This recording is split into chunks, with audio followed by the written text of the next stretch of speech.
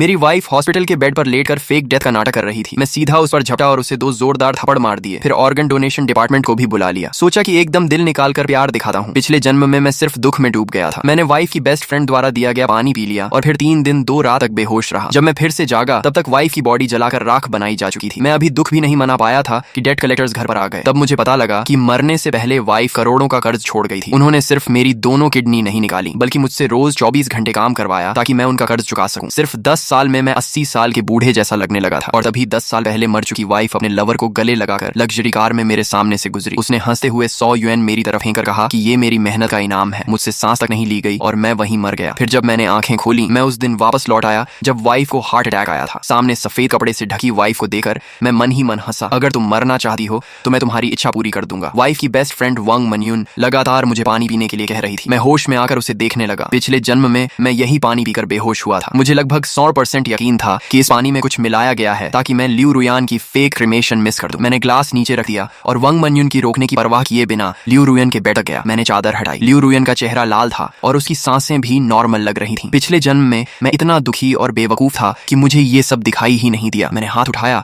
और एक जोरदार थप्पड़ उसके चेहरे पर मार दिया। लियू रुयान जरा भी नहीं हिली। लगता था कि वो पकड़े जाने के डर से पूरी एक्टिंग कर रही थी। वांग मनयून चिल्लाई। उसे लगा कि मैंने लियू रुयान की फेक डेथ पकड़ ली। जीजा जी आप गुस्से में ऐसा नहीं कर सकते। मैं लियू रुयान को बेरहमी से पीटता रहा। वांग मनयून की हालत देखकर लग रहा था कि वो अभी फट पड़ेगी। मैं रोते हुए बोला, मैंने तुमसे कहा था ना रात भर मत जागा करो, हेल्थ का ध्यान रखो। तुमने मेरी बात क्यों नहीं मानी? अब मुझे अकेला छोड़कर चली गई। मैं क्या करूंगा? वांग मनयून हकी बकी रह गई। मैं उससे बहस करने के मूड में नहीं था, इसलिए सीधा फोन निकालकर कॉल लगाया। हेलो, यहाँ ऑर्गन डोनेशन करना है। अभी अभी डेथ हुई है, जल्दी आइए। वांग मनयून रोकना चाहती थी लेकिन अपनी पहचान की वजह से कुछ नहीं बोली और जल्दी से किसी को मैसेज भेज दिया। कुछ ही मिनट में ऑर्गन डोनेशन वाले लोग पहुंच गए। मैंने दुखी चेहरा बनाकर कहा, मेरी वाइफ बहुत दयालु इंसान थी, उसकी अचानक मौत हो गई। मैं चाहता हूँ कि उसका जीवन किसी और के काम आए। स्टाफ भावुक होकर बोला, सर आप बहुत महान हैं, बताइए कौन सा ऑर्गन डोनेट करना है? मैंने गहरी सांस लेकर कहा, मेरी वाइफ हार्ट अटैक से मरी है। मुझे नहीं पता कौन सा ऑर्गन अभी काम का है। आप बॉडी खोलकर देख लो, जो काम का लगे निकाल लो। अगर कुछ भी इस्तेमाल लायक ना हो तो बॉडी मेडिकल स्कूल को दे देना। वांग मनयून तुरंत चिल्लाई, नहीं जीजा जी, रुयान दीदी कभी ऑर्गन डोनेशन नहीं चाहती थी। उन्होंने खुद मुझे बताया था, हमें उनकी आखिरी इच्छा का सम्मान करना चाहिए। मैंने शांत होकर कहा, मनयून मैं रुयान का हस्बैंड हूँ, ये फैसला लेने का हक मुझे है। तुम सिर्फ उसकी फ्रेंड हो और तुम खुद डॉक्टर हो, क्या लोगों की जान बचाना नहीं चाहती? ऑर्गन डोनेशन वाले लोग भी बोले, हाँ डॉक्टर वांग कृपया रास्ता दीजिए। वांग मनयून बेचैन होकर इधर उधर भागने लगी। तभी लियू रुयान की माँ डू शॉमिन भागती हुई पहुंची। उसके बालों में सलोन के कर्लर अभी भी लगे हुए थे। उसने लियू रुयान को सही सलामत देखा तो राहत की सांस ली, लेकिन अगले ही पल मुझे जोरदार थप्पड़ मार दिया। निकम्मे आदमी, मेरी बेटी तुमसे शादी करके बर्बाद हो गई, वो मर गई और तुम उसकी बॉडी काटना चाहते हो। आखिर में ऑर्गन डोनेशन वाले लोग मजबूर होकर चले गए। वांग मनयून ने राहत की सांस ली और फिर लियू रुयान को सफेद कपड़े से ढक दिया। डू शॉमिन सोफे पर बैठकर मुझे लगातार गालियां देती रही। मैंने सिर झुकाकर कहा, माँ मुझसे गलती हो गई, लेकिन वो चिल्लाई, अभी के अभी यहाँ से निकल जाओ, मैं खुद अपनी बेटी को क्रिमेशन के लिए ले जाऊंगी। मैं तुरंत चुप हो गया और वांग मनयून द्वारा दिया गया वही पानी डू शॉमिन को दे दिया। वो लगातार चिल्लाने और टेंशन की वजह से बहुत प्यास लगी हुई थी, इसलिए उसने पूरा पानी एक सांस में पी लिया। वांग मनयून रोक भी नहीं पाई। सिर्फ 2 मिनट बाद ही डू शॉमिन गहरी नींद में गिर गई। वांग मनयून घबराकर बोली, जीजा जी आप फिर से ऑर्गन डोनेशन तो नहीं करवाना चाहते ना? मैंने सिर हिलाया और डू शॉमिन को सोफे पर सीधा लिटाकर कहा, नहीं, माँ ने मना कर दिया है तो मैं कुछ नहीं करूंगा। वांग मनयून ने राहत की सांस ली और बोली, फिर आप आंटी को इमरजेंसी में ले जाइए, मैं रुयान दीदी की क्रीमेशन संभाल लेती हूँ। मैं हल्का सा हंसा और बोला, तुम डॉक्टर हो, तुम्हें पेशेंट को देखना चाहिए और मैं हस्बैंड हूँ, क्रीमेशन मैं कराऊंगा। इतना कहकर मैंने सीधे क्रीमेटोरियम में फोन कर दिया। वांग मनयून की हालत गर्म तवे पर चींटी जैसी हो गई। वो लगातार डू शॉमिन को जगाने की कोशिश करती रही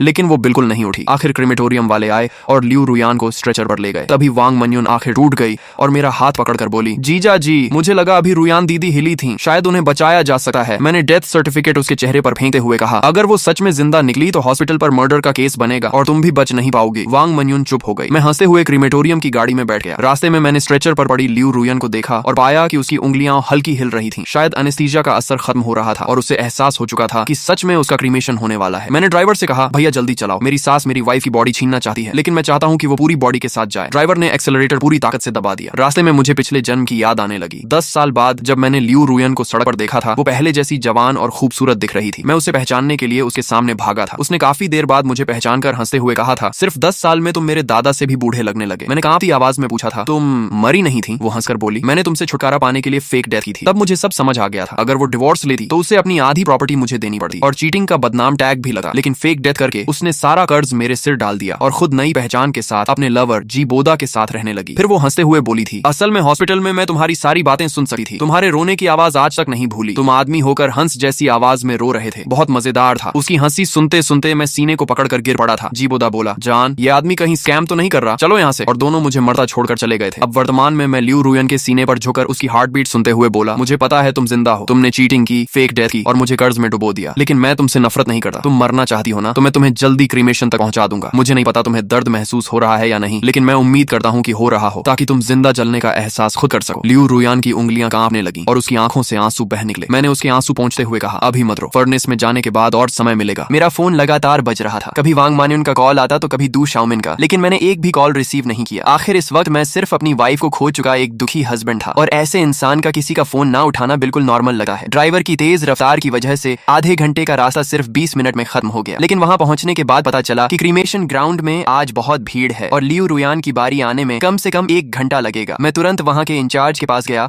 और रोने का नाटक करते हुए बोला, मेरी वाइफ की अचानक हार्ट अटैक से डेथ हो गई और ये खबर सुनकर मेरी सास भी हॉस्पिटल में एडमिट हो गई है। मुझे जल्दी वापस जाना है, प्लीज मेरी वाइफ का क्रीमेशन पहले करवा दीजिए। मैं अपनी सास को भी खोना नहीं चाहता। वह आदमी शायद पहली बार किसी को क्रीमेशन के लिए लाइन तोड़ते देख रहा था। उसने कहा, मैं आपकी सिचुएशन समझ सका हूँ, लेकिन बाकी लोग भी काफी देर से वेट कर रहे हैं, इसलिए सीधे आपको आगे भेजना मुश्किल है। इतना कहकर उसने धीरे से अपना हाथ आगे बढ़ाया जैसे वह रिश्वत मांग रहा हो। मुझे समझ आ गया था कि ये लोग पैसे मांग रहे हैं। मैंने तुरंत फोन निकाला और उस आदमी को सीधे 2000 ट्रांसफर कर दिए। भाई प्लीज हेल्प कर दो, मैं एक ऑर्फन हूँ। मेरी वाइफ और मेरी मदर इन लॉ ने हमेशा मुझे अपनों से भी ज्यादा प्यार दिया है, मैं उन्हें दोबारा नहीं खो सका। मेरी बात सुनकर वो आदमी इमोशनल हो गया और उसने मदद कर दी। इस तरह लियू रुयान को लाइन तोड़कर सीधे अंदर भेज दिया गया और सिर्फ 10 मिनट के अंदर ही उसे क्रीमेशन फर्नेस की तरफ ले जाया गया। स्टाफ जैसे ही बटन दबाने वाला था, मैंने उसका हाथ रोक दिया। मैं नहीं चाहता था कि किसी और के हाथों उसका एंड हो, बदला मुझे खुद लेना था। मेरे जोर देने पर स्टाफ मान गया और बटन दबाने की परमिशन मुझे दे दी, लेकिन उसी वक्त गेट के बाहर से डू शाओमिंग और वांग मान्युन की घबराई हुई आवाज गूंज उठी, रुको, बॉडी को मत जलाना, प्लीज रुक जाओ, मेरी बेटी को बाहर निकालो। जीजा जी वेट करो, आंटी को रुयान दीदी से कुछ कहना है। लेकिन वांग मान्युन चिल्लाई, दूर हट, मैं अपनी बेटी को खुद जलाऊंगी। इतना सब होने के बाद भी दोनों फेक डेथ का ड्रामा कंटिन्यू करना चाहते थे। मैं जमीन पर घुटनों के बल गिर गया और दुखी होने का नाटक करते हुए बोला, माँ रुयान जा चुकी है, अब उसे शांति से जाने दीजिए। मैं उसका हस्बैंड हूँ, मैं कभी उसे छोड़कर नहीं जाऊंगा। हमारी बहस देकर आसपास लोग इकट्ठा होने लगे। क्रीमेटोरियम के वर्कर्स भी कंफ्यूज्ड होकर एक दूसरे का चेहरा देखने लगे। एक वर्कर इरिटेट होकर बोला, यहाँ कोई ड्रामा चल रहा है क्या? ये क्रीमेटोरियम है, मजाक की जगह नहीं। इतना कहकर उसने बटन दबाने की कोशिश की, लेकिन वांग मान्युन और डू शाओमिन पागलों की तरह उस पर झपट पड़े। दोनों इतनी जोर से बटन की तरफ कूदे कि वर्कर डरकर साइड हट गया और अगले ही सेकंड दोनों सीधे बटन पर गिर पड़े। बूम! फर्नेस के अंदर भड़कती हुई आग ने पल भर में लियू रुयान को अपनी लपटों में निगल लिया। 2 तेज चीखें गूंजी और सब लोग शॉक में वांग मान्युन और डू शाओमिन को देखने लगे, लेकिन मेरी नजर सिर्फ फर्नेस के अंदर थी। लगता था एनेस्थीसिया का असर अब पूरी तरह खत्म हो चुका था। मुझे हल्का सा दिख रहा था कि लियू रुयान मुंह खोलकर मदद के लिए हाथ बढ़ा रही है, लेकिन बाहर का हंगामा इतना ज्यादा था कि किसी ने उस तरफ ध्यान ही नहीं दिया। 1 मिनट बाद जब सबने दोबारा फर्नेस की तरफ देखा तो क्रीमेटोरियम के स्टाफ धीरे धीरे हैरानी से बात करने लगे। मैंने पहली बार देखा है कि किसी का हाथ इतना ऊपर तक उठ रहा हो, बिल्कुल जिंदा इंसान जैसा लग रहा है। अच्छा हुआ दिन का टाइम है, वरना आधी रात में तो मुझे लगा कोई डेड बॉडी वापस जिंदा हो गई। मैंने आंखों से नकली आंसू पोंछे और मुश्किल से अपनी मुस्कान छुपाई, फिर दुखी चेहरा बनाकर बोला, मेरी वाइफ अपनी माँ से सबसे ज्यादा प्यार करती थी। शायद आंटी की आवाज सुनकर वो आखिरी बार उन्हें देखना चाहती होगी। उसके बाद मैंने फर्नेस की तरफ देखकर आंसू पोंछने का नाटक किया और धीरे से बोला, रुयान तुम आराम से जाओ, मैं माँ का ख्याल रखूंगा और बहुत जल्द तुम दोनों को दोबारा मिला दूंगा। वांग मान्युन जमीन पर गिरी हुई डू शाओमिन की बिल्कुल परवाह नहीं करती और लड़खड़ाते हुए मेरे पास दौड़ी। जैसे ही उसने भट्टी के अंदर का नजारा देखा, वो वहीं आधी पागल सी हो गई। वो पागलों की तरह क्रीमेशन बटन दबाने लगी और चिल्लाई, रुको रुको! कर्मचारियों ने पहली बार किसी फैमिली मेंबर को इतना हिस्टेरिकल देखा था, इसलिए तुरंत उसे पीछे खींच लिया। मैडम, हम समझते हैं कि आप दुखी हैं, लेकिन डेड इंसान वापस नहीं आते। आप लोग ऐसा करेंगे तो मरने वाले की सोल भी चैन से नहीं जाएगी। वांग मान्युन का चेहरा इतना सफेद पड़ चुका था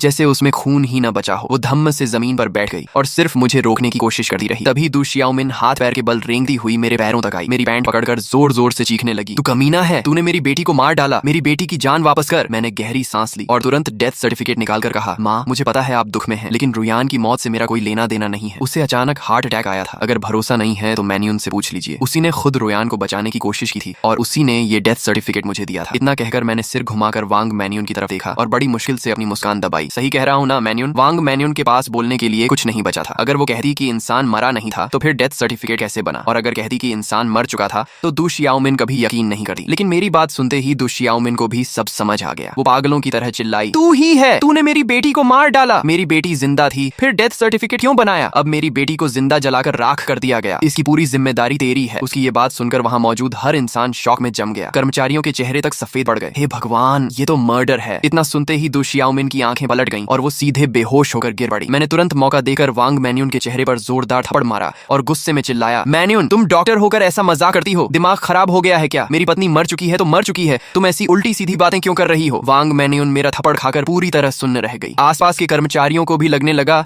कि शायद वो दुख में पागलों जैसी बातें बातें कर रही है, इसलिए सब अपने अपने काम में वापस लग गए। जब तक लियू रुयान पूरी तरह राख बन चुकी थी, मैं गुस्से और दुख का नाटक करते हुए उसकी अस्थियां लेकर क्रीमेटोरियम से बाहर निकल आया। जाते जाते भी मैंने वांग मैनयून से कहा, तुमने बेवजह माँ को इतना डरा दिया कि वो बेहोश हो गई। अब उन्हें हॉस्पिटल ले जाने की जिम्मेदारी तुम्हारी है। ऐसा नहीं था कि मैं वहां रुकर तमाशा नहीं देखना चाहता था, लेकिन मेरे पास इससे भी ज्यादा जरूरी काम थे। घर लौटे ही मैंने लियू रुयान की राख को ड्राइंग रूम में सबसे दिखने वाली जगह पर रख दिया और तुरंत लॉयर से कांटेक्ट किया। फिर मैंने उसकी कंपनी, प्रॉपर्टी और इनहेरिटेंस अपने नाम करवाने की तैयारी शुरू कर दी। पिछले जन्म में मैं दुख में इतना डूब गया था कि जब तक मुझे होश आया, कंपनी मेरे हाथ से जा चुकी थी। अगर इस बार भी मैंने जल्दी कुछ नहीं किया तो जैसे ही दु शियाओमिन होश में आएगी, वो सब कुछ हथियाने की कोशिश करेगी। लॉयर चेन, रुयान की मौत अचानक हुई है, लेकिन उसने जिंदा रहते फैमिली ट्रस्ट और ओवरसीज अकाउंट्स के बारे में कुछ बातें बताई थी। मैं चाहता हूं कि आप अपने सारे कॉन्टेक्ट्स इस्तेमाल करके 48 घंटों के अंदर उसकी असली ट्रांजैक्शन हिस्ट्री निकालें। फोन के दूसरी तरफ चेन जियानजांग थोड़ा हिचकिचाया। मिस्टर लिन, पब्लिक रिकॉर्ड्स के हिसाब से मिस लियू के नाम पर सिर्फ कुछ प्रॉपर्टीज और एक ऑलमोस्ट बैंकरप्ट कंसल्टिंग कंपनी है और साथ में करोड़ों का डेट भी। मैंने ठंडी आवाज में कहा, लॉयर चेन, लियू रुयान इतनी चालाक औरत थी कि वो डिवोर्स लेने के बजाय फेक डेथ करना ज्यादा सही समझी। इसका मतलब साफ है कि वो जिन एसेट्स को बचाना चाहती थी, उनकी कीमत उन डेट्स से कहीं ज्यादा है। सब कुछ पता लगाइए, आपकी फीस 3 गुना कर दूंगा। कहते हैं ना, ज्यादा रिवॉर्ड मिलने पर लोग जान लगा देते हैं। अगले ही दिन दोपहर में मुझे लॉयर चेन की एनक्रिप्टेड मेल मिल गई। जैसा मैंने सोचा था, बिल्कुल वैसा ही निकला। लियू रुयान अपनी तथाकथित मेडिकल कंसल्टिंग कंपनी के जरिए लंबे समय से मनी लॉन्ड्रिंग और एसेट्स ट्रांसफर कर रही थी। उसने वांग मैनयून के डॉक्टर बैकग्राउंड का इस्तेमाल करके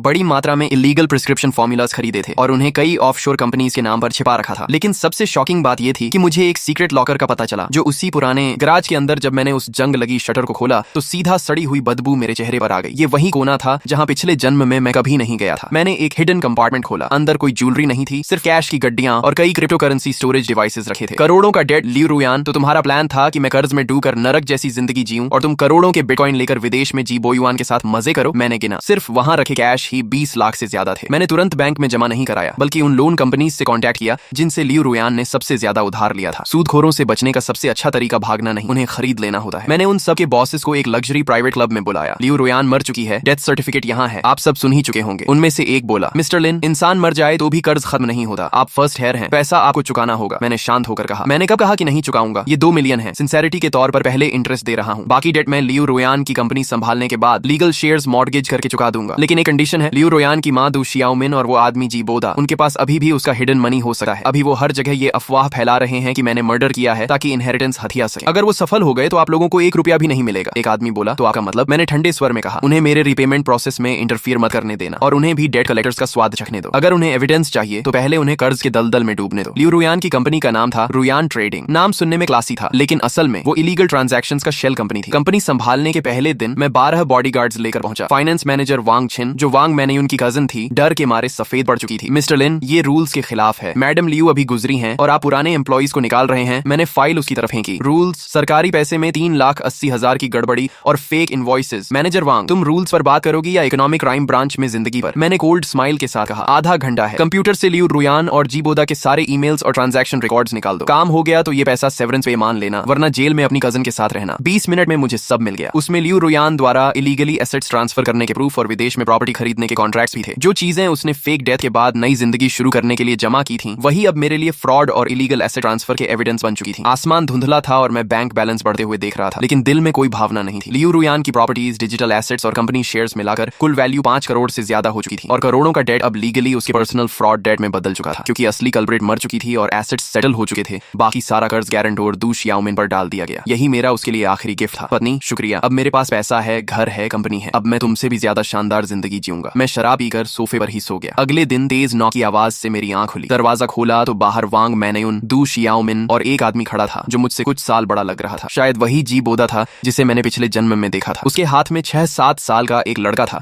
जिसकी शक्ल लियू रुयान से मिलती थी। तो ये उनका इलेजिटिमेट सन था। इसी वजह से शादी के बाद वो कभी बचा नहीं चाहती थी। तीनों की आंखों के नीचे काले घेरे थे और पीछे कुछ पुलिस ऑफिसर्स खड़े थे। दु शियाओमिन चिल्लाई, ऑफिसर, यही आदमी है जिसने मेरी बेटी को जिंदा जला दिया। इसे पकड़ो और इसे भी फर्नेस में झोंक दो। मुझे पहले से अंदाजा था कि ये ड्रामा होगा, बस इतना जल्दी होगा ये नहीं सोचा था। मैंने हेल्पलेस बनते हुए लंबी सांस ली और डेथ सर्टिफिकेट निकालकर बोला, ऑफिसर, ये मेरी पत्नी का डेथ सर्टिफिकेट है। मेरी सास उसकी मौत सह नहीं पा रही है, शायद मेंटली अनस्टेबल हो गई है। फिर मैंने दुखी चेहरा बनाकर कहा, मेरी और मेरी पत्नी की शादी को 3 साल हुए थे। हम एक दूसरे से बहुत प्यार करते थे। मैं नहीं चाहता था कि उसकी बॉडी सड़ जाए, इसलिए मैंने तुरंत क्रीमेशन करा दिया। क्या इसमें मेरी गलती है? दु शियाओमिन गुस्से से कांपते हुए बोली, बकवास, मेरी बेटी तुम जैसे निकम्मे आदमी से नफरत करती थी। अगर उस समय बोदा डिवोर्स ले सकता तो रुयान तुमसे कभी शादी नहीं करती। तुमने जानबूझकर जल्दी क्रीमेशन करवाई ताकि उसकी कंपनी और इनहेरिटेंस हथिया सको। मैंने कंपनी वालों से कंफर्म किया है। मैंने आंखें आंखें लाल करते हुए कहा, माँ आप मुझे गाली दे सकती हैं, लेकिन हमारा प्यार सच था। अगर प्यार नहीं होता तो वो मुझे फर्स्ट हेयर क्यों बनाती? और आप लोग कह रहे हैं कि वो जिंदा थी, तो क्या इतना बड़ा हॉस्पिटल ये नहीं पहचान सकता कि कोई इंसान जिंदा है या मर चुका? मैन्यून ने खुद मुझे बताया था कि रुयान ब्रेन डेड थी और उसका दिल भी रुक चुका था। कौन जिंदा इंसान ऐसा होता है? दू शियाओमिन तुरंत वांग मैन्यून की तरफ देखने लगी, लेकिन वांग मैन्यून सिर्फ सिर झुकाकर खड़ी रही। अगर वो अब मान लेती कि डेथ सर्टिफिकेट फेक था तो सीधा क्रिमिनल केस बन जाता, इसलिए उसने चुप रहना ही बेहतर समझा और माहौल पूरी तरह डेडलॉक में बदल गया। शिबोदा ने धीरे से डू शियाओमिन का स्लीव पकड़ लिया। डू शियाओमिन चुप हो गई और गहरी सांस लेकर बोली, रुयन सच में मरी नहीं है, मैं रुयन का बॉयफ्रेंड हूँ। सालों पहले मिसअंडरस्टैंडिंग की वजह से हमारा ब्रेकअप हो गया था, फिर गुस्से में उसने तुमसे शादी कर ली। इस साल मेरा डिवोर्स हो गया तो मैं अपने बच्चे के साथ रुयन को ढूंढने आया। रुयन भी जानती थी कि वो आज भी मुझसे प्यार करती है, इसलिए वो फेक डेथ करके तुम्हें छोड़ना चाहती थी, लेकिन हमने कभी नहीं सोचा था कि तुम सच में उसका क्रीमेशन कर दोगे। लेकिन तुम रुयन को गलत मत समझना, उसने ये सब सिर्फ तुम्हें हर्ट न करने के लिए किया था। वो बहुत काइंड वुमन थी। अब रुयन नहीं रही तो हम बस चाहते हैं कि तुम इस बच्चे को एक्सेप्ट कर लो ताकि इसे इसका लीगल इनहेरिटेंस मिल सके। मैंने पानी का एक SIP लिया और फिर डू शियाओमिन की टोन कॉपी करते हुए कहा, तुम बकवास कर रही हो माँ। मुझे पता है तुम्हारी और रुयन की रिलेशनशिप कभी अच्छी नहीं थी। मरने से पहले रुयन ने अपनी विल में तुम्हारे लिए एक पैसा तक नहीं छोड़ा, इसलिए अब तुम पता नहीं कहां से एक बच्चा लेकर आई हो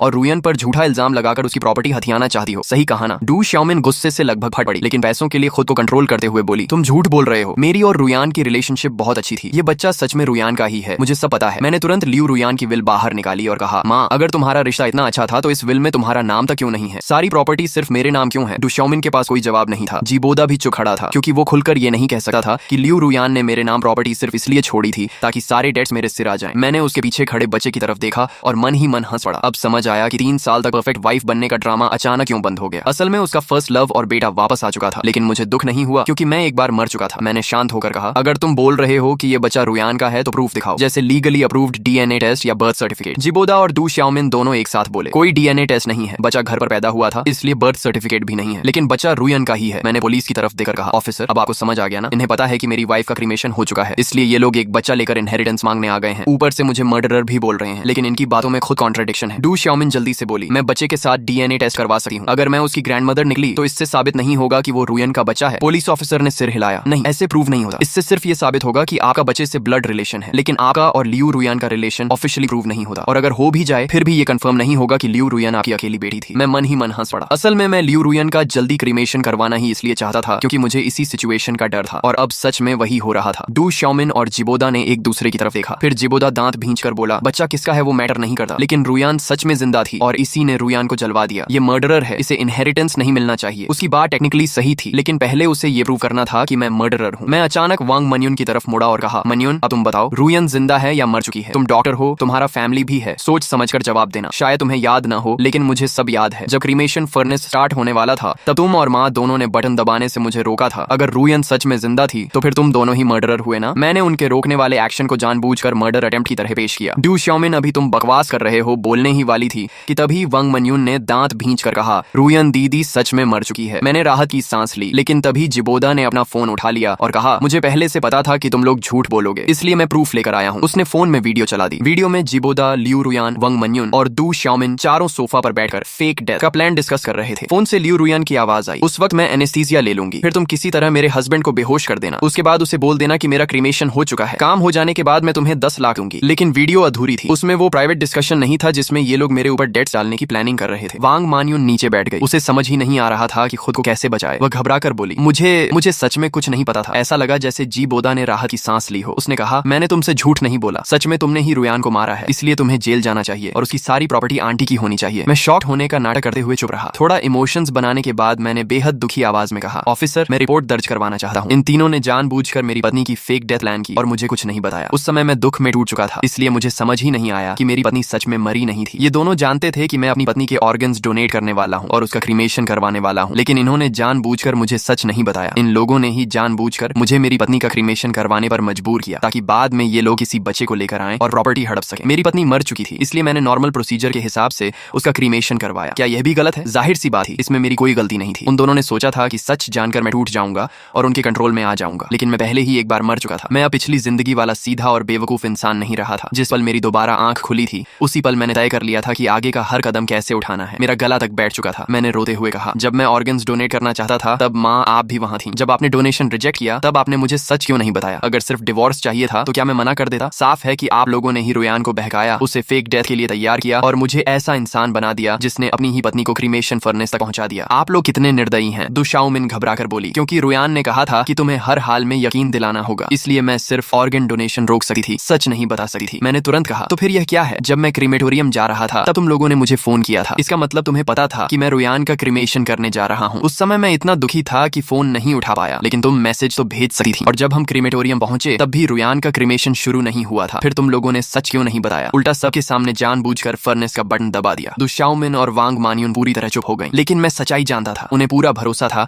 कि सब कुछ समय पर हो जाएगा। बस अगर क्रीमेटोरियम में थोड़ी देर के लिए मुझे दूर कर दें तो उनका प्लान सफल हो जाएगा। आखिर रिस्क लेकर ही तो लोग अमीर बनते हैं। आखिरकार यह पूरा ड्रामा बिना किसी नतीजे के खत्म हुआ। हर कोई अपनी अपनी बात को सही साबित कर रहा था, इसलिए पुलिस हम सबको स्टेशन ले गई और इन्वेस्टिगेशन पूरी होने तक टेम्पोरेरी कस्टडी में रखा। कुछ दिनों की जांच के बाद पुलिस को पता चला कि मैं सच में एक बेहद सीधा साधा हस्बैंड था, जिसे अपनी पत्नी के अफेयर के बारे में कुछ भी नहीं पता था। मैं कभी लियू रुयान के बिजनेस ट्रिप्स या पार्टीज के बारे में सवाल नहीं करता था, कभी उसका फोन चेक नहीं करता था। पुलिस ने मेरे नेबर्स, दोस्तों और कॉलीग्स से पूछताछ की, घर के सीसीटीवी फुटेज भी देखे और कंफर्म किया कि हम दोनों एक परफेक्ट कपल की तरह रहते थे। हमारे बीच कभी लड़ाई तक नहीं हुई थी। पुलिस को तो ये पता नहीं हो सकता था कि मैं रीबर्थ लेकर आया हूँ। मौजूदा सबूतों के हिसाब से ऐसा हस्बैंड अपनी पत्नी को अचानक क्यों मारेगा? दूसरी तरफ दु शाओमिन, वांग मानियुन और जी बोदा की बातों में ढेर सारे लूप होल्स थे। उनके पास कई मौके थे मुझे यह बताने के कि लियू रुयान जिंदा है, लेकिन उन्होंने जानबूझकर तब तक इंतजार किया जब तक उसका क्रीमेशन नहीं हो गया। खासकर वांग मानियुन और दु शाओमिन ने अपनी आंखों से लियू रुयान को फर्नेस में जाते देखा, फिर भी सच नहीं बताया और खुद बटन तक दबा दिया। भले ही वे कह रहे थे कि यह एक्सीडेंट था, लेकिन कौन यकीन करता? ऊपर से शुरुआत से ही फेक डेथ प्लान बेहद खतरनाक और सस्पिशियस थी। आखिर इन्वेस्टिगेशन का रिजल्ट यह निकला कि मैं सिर्फ एक बेगुनाह और दुखी हस्बैंड था जिसने अपनी पत्नी खो दी, जबकि बाकी तीनों पर मर्डर कॉन्स्पिरेसी का केस बन गया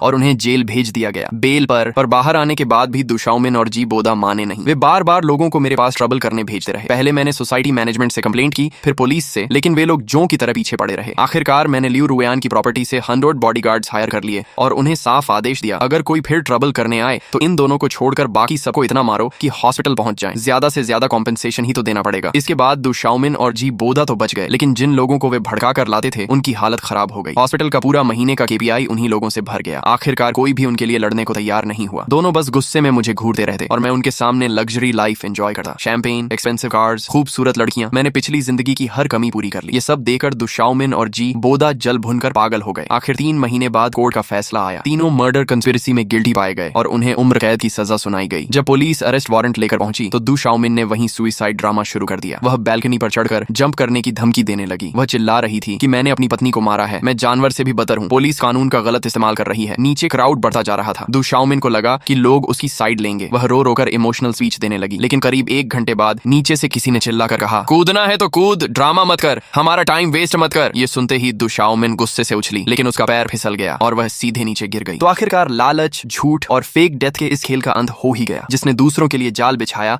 आखिर में वही अपने ही जाल में फंस गया। लेकिन दोस्तों, अगर आपको ये स्टोरी इंटरेस्टिंग लगी हो तो वीडियो को लाइक और चैनल को सब्सक्राइब जरूर करना। और अब अगली वीडियो किस स्टोरी पर चाहिए ये आप लोग हमारे चैनल की कम्युनिटी पोस्ट में जाकर वोट करके डिसाइड कर सकते हो। साथ ही हमारा टेलीग्राम चैनल भी ज्वाइन कर लो, वहां आपको अपकमिंग वीडियोस, अपडेट्स और एक्सक्लूसिव कंटेंट सबसे पहले मिलेगा।